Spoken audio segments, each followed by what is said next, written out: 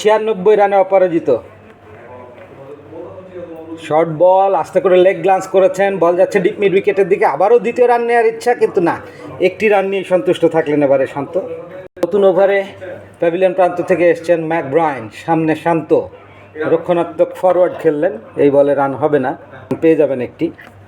শান্তর ব্যক্তিগত সংগ্রহ এই মুহূর্তে 98। শেষ বলে একটা জেন্টল পুশ করেছিলেন মিড উইকেটের দিকে, ইজি সিঙ্গেল। সেঞ্চুরি থেকে 2 রান দূরে শান্ত। বাংলাদেশের সংগ্রহ 534, 5 উইকেটে লিড বেড়ে 248। সেকেন্ড সেশন চলছে, 2:10 সেকেন্ড সেশন শেষ হবে।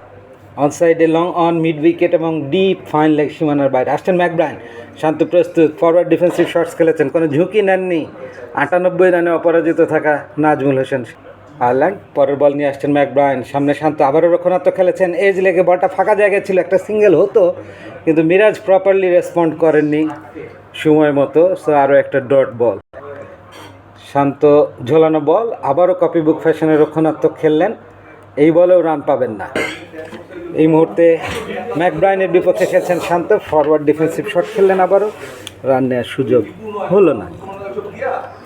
আবারও আসছেন ম্যাকব্রায়ান, সামনে শান্ত, সুইপ খেলেছেন, বল আসছে ফাইন লেগের দিকে, এইবারে সেঞ্চুরিটা হয়ে যাবে। প্রথম রান এবং দ্বিতীয় রান, 100 রান পূর্ণ করলেন ক্যাপ্টেন নাজমুল হোসেন শান্ত, এবং thumbs up in the air, সেলিব্রেশনটা দেখুন কি মজার।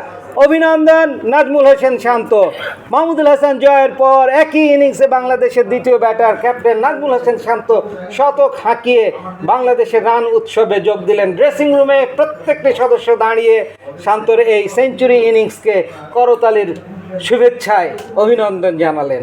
আমরাও বাংলাদেশ বেতারের কমবক্সের এই প্রান্ত থেকে শান্তর জন্যে অফুরন্ত শুভেচ্ছা, শুভকামনা, শুভাশিস এবং অভিনন্দন জানাচ্ছি। এবং ফাইনালি সেজদা দিয়ে স্রষ্টার কাছে তিনি কৃতজ্ঞতা প্রকাশ করছেন, বলছেন আলহামদুলিল্লাহ। হার্ডওয়ার্ক পেইজ অফ, এবং কঠোর পরিশ্রম বৃথা যায় না। অভিনন্দন শান্ত।